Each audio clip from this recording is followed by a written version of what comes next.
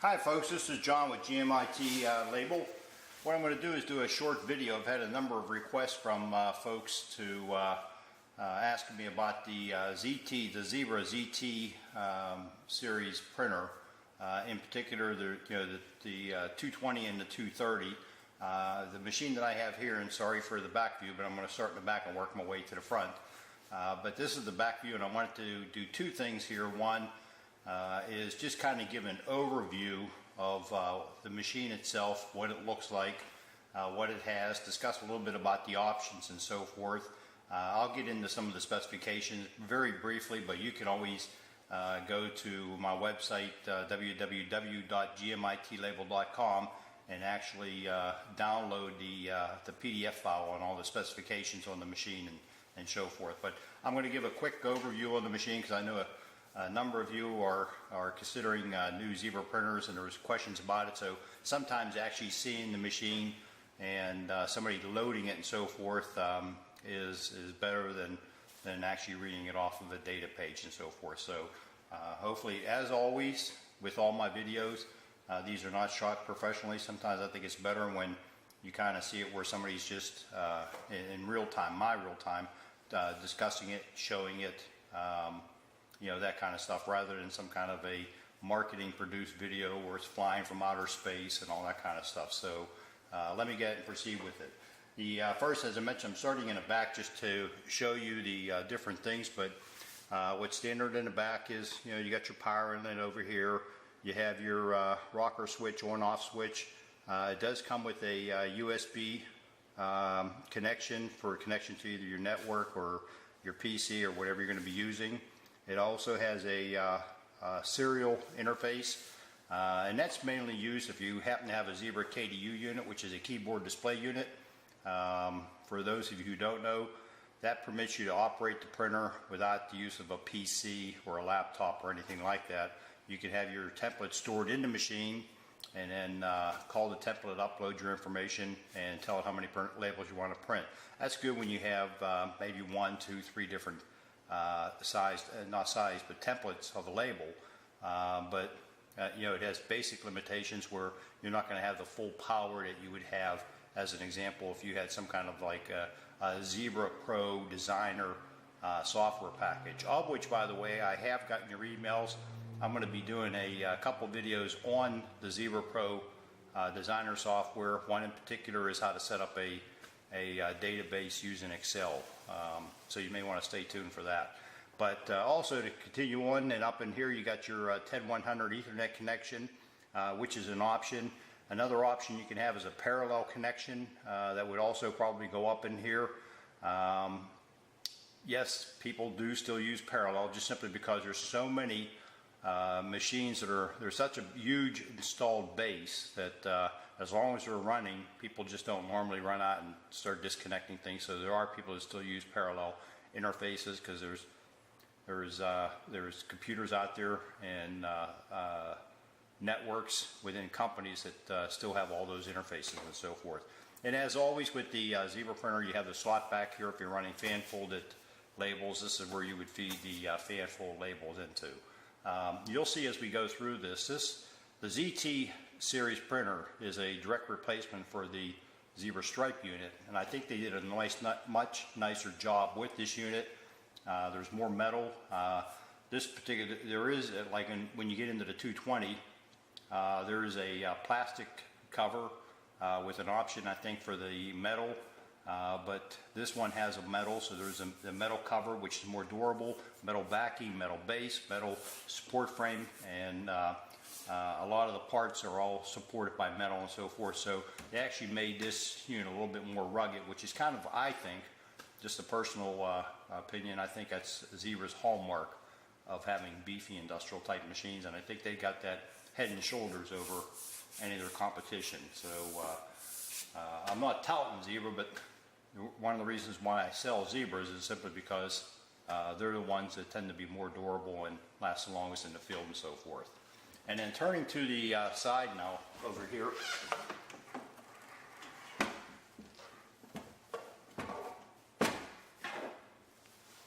Turning to the side, I'm assuming everybody can see that. First thing you'll see is it's also, the door has a window where you can actually see your ribbon, if in fact you have a ribbon, and and your labels and so forth, so you can see when it's running out. I don't know too many people that actually run these machines with the doors closed. Most people, unless it's a dirty environment, dusty, very dusty environment, but most people run them with the doors open. Now this, the metal door in fact has, and I think this is a good feature, it's actually a bifold. So if you're limited for space, where you might hit an object and block it, you could just fold it in and move that door up and out of the way. And as I mentioned, I think that's a good thing. Looking on the inside, you'll see where, as I mentioned, about the metal that Zebra uses, and I think that just adds to the support of the machine. I'm all about anything that lasts as long as possible and so forth.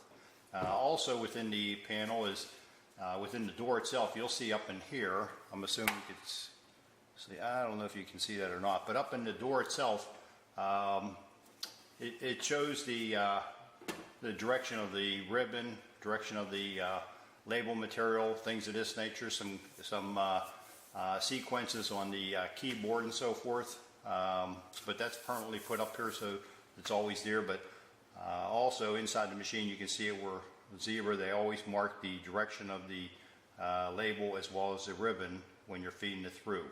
Now I should mention this too, with the ZT series, they come stock as direct thermal printers.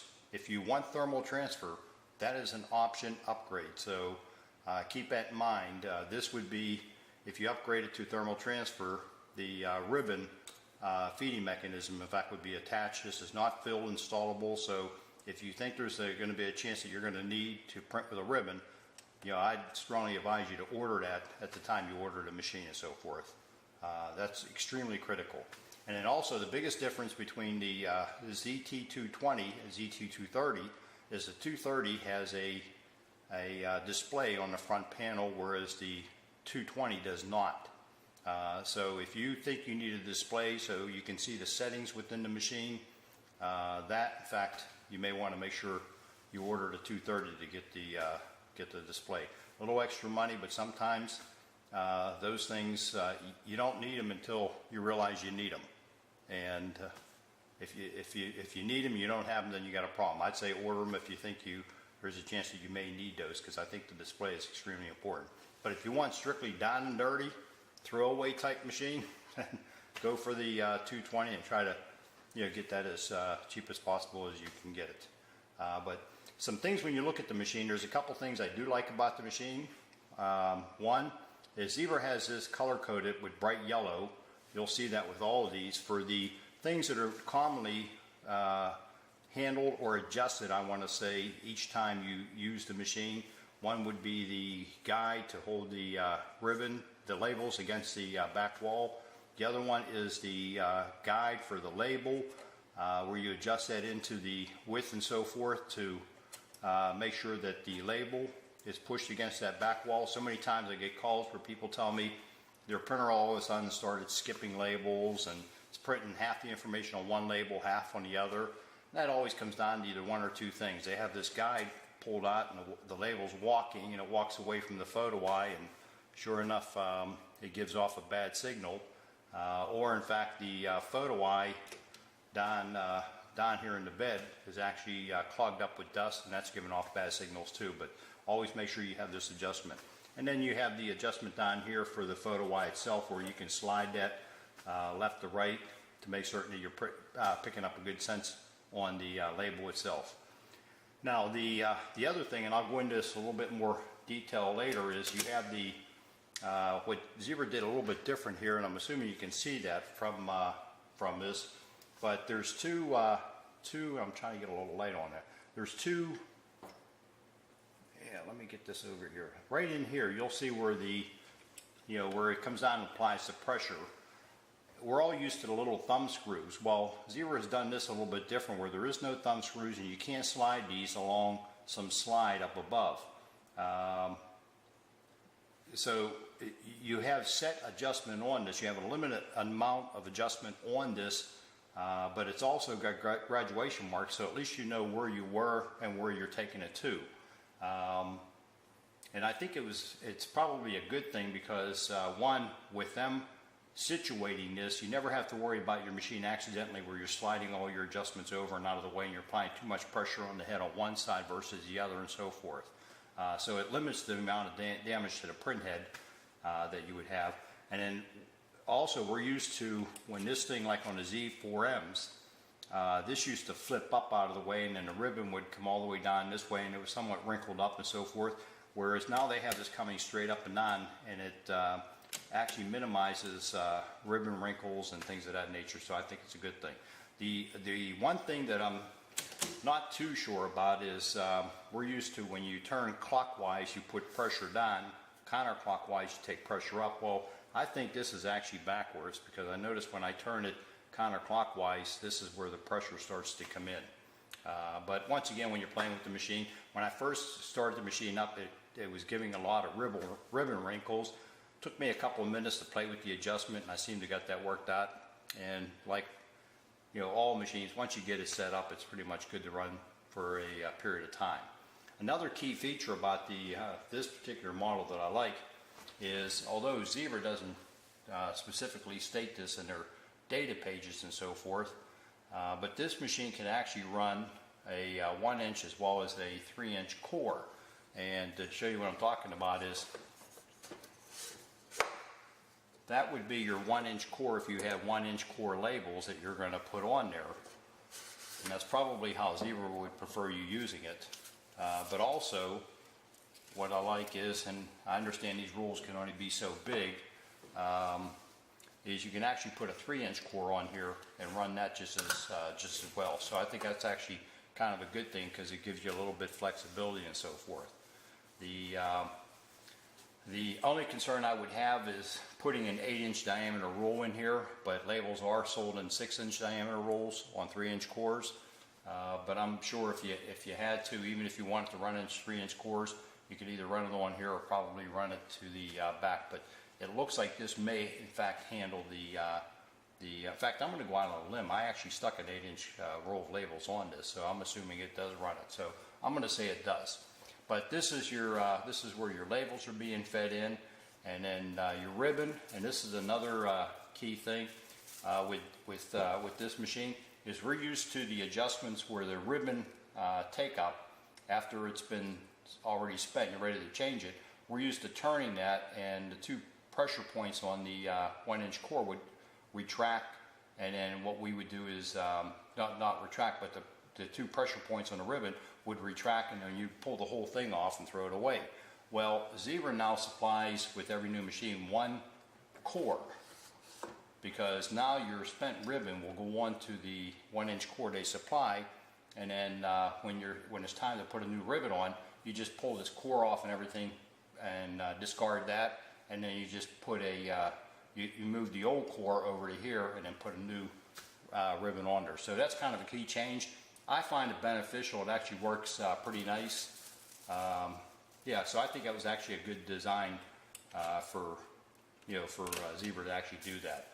And loading the machine up, as always, is fairly simple. As I mentioned, I kind of like the fact with this print head bed, the way it comes up nice and even, versus with the Z4Ms where they would be somewhat tilted back and it cause all kinds of ribbon wrinkles initially when you're loading it and so forth.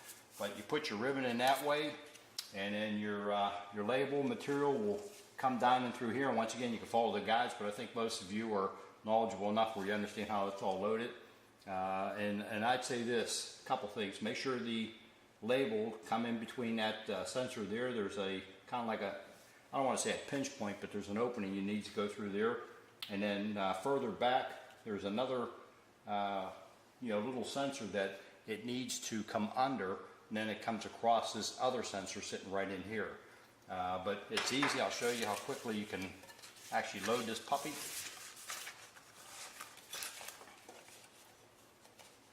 As you can see, I got everything in place. It pops through. I check my adjustment to make sure I'm the width adjustment, the actual width guide to keep the label in place and so forth, because once again, if that walks, you'll see your reading matter shifting, but more importantly, if it walks too far, if you have a smaller label, and this machine does handle a label, I want to say say it's got a print width of, well, it's capable of 203 as well as 300 DPI. 300 actually would be an option upgrade. And then when you get into the print width, the maximum print width is 4.09, so maximum label is going to be about 4 inches. And then the print speed on this unit is 6 inches per second. So there's a couple brief specs for it. But once again, you can get the data page right off of my website, www.gmitlabel.com, if you want the hard copy data page. But once you got all that in place, you got your ribbon in place, you got your label in place. If you're using just direct thermal, you're only concerned about the label, you lock that puppy down and you're pretty much good to go. So it works out fine. And then and you can see it's fairly easy to actually load it up, set it up, and get it ready going and so forth. Let me turn this around so I can actually show you the front of it as we fire it up. I'll close that.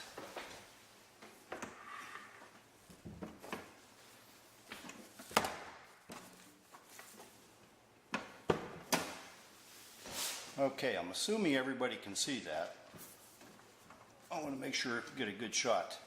I'm assuming everybody can see that. I'm going to get and fire this up to now what we're going to have, I'm going to remove the plastic off of this. Now it's going to be very difficult through this video to actually see this screen, but I'll show you what the screen looks like. Once again, I think it has its advantages, but if you're not interchanging the settings, or your settings are being changed by your label design software, or if you have some kind of a notepad format set up on your PC, whatever it may be, then in fact this display really doesn't mean too much to you. So if you don't need it and you go with the ZT220, that's fine. But if you do get it, it's handy in this sense now. At one time, where you would just go into the I want to say the display, into the settings of the machine, and you kind of had to use the little button to continually go through everything until you finally get to the right area, and then you click on that and you say select, and then it takes you to another series of things that you'd go through to get to the thing you were finally looking for. What Zebra actually did is they actually broke this up now, where they have it broken on into 6 different categories, where when you power that up, and I'm assuming that you can't see that.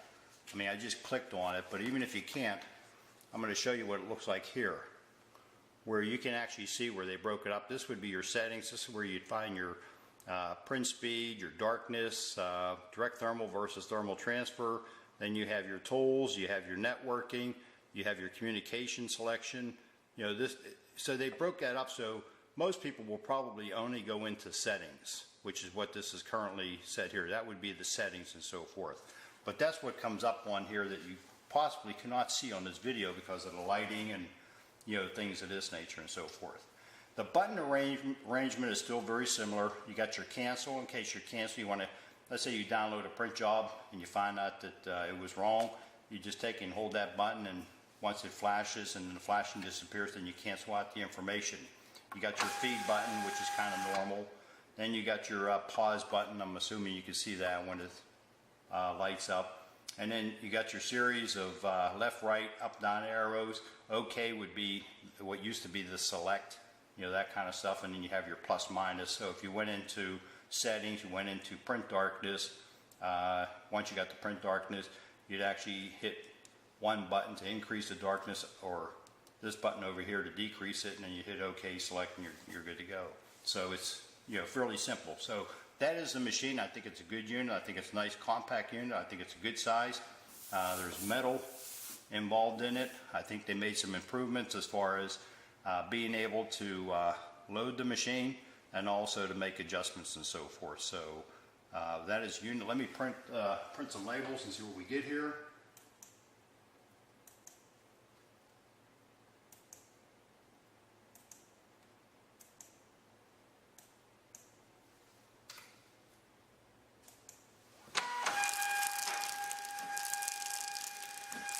And I'm assuming all of you can see that. I'll pull one off here and kind of show you.